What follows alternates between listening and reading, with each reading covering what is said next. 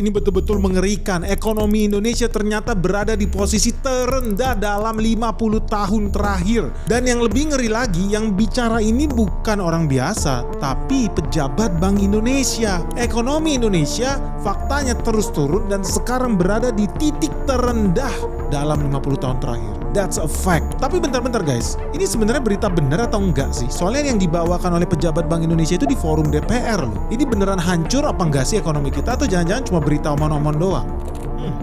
Kalau penasaran, makanya jangan di skip video ini. Let's check this out.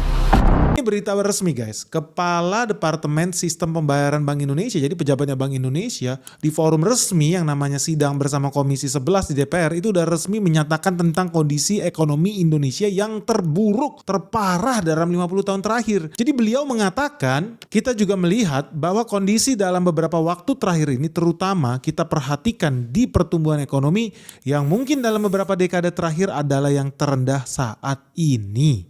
Nah teman-teman, yang bicara ini adalah Diki Kartikoyono. Ini bukan orang kaleng-kaleng karena dia adalah Kepala Departemen Kebijakan Sistem Pembayaran Bank Indonesia dengan pangkat Asisten Gubernur Strategis. Nah sebelumnya dia juga udah pernah nih jadi Kepala Departemen Manajemen Strategis dan Tata Kelola dari bulan Februari 2022 sampai April 2023. Dia juga pernah jadi Kepala Perwakilan Bank Indonesia di London dan juga pernah menjadi Senior Advisor di IMF, jadi International Monetary Fund. Lalu langsung cek aja deh kalau penasaran apa sih yang dia omongin di meeting bersama Komisi 11 DPR.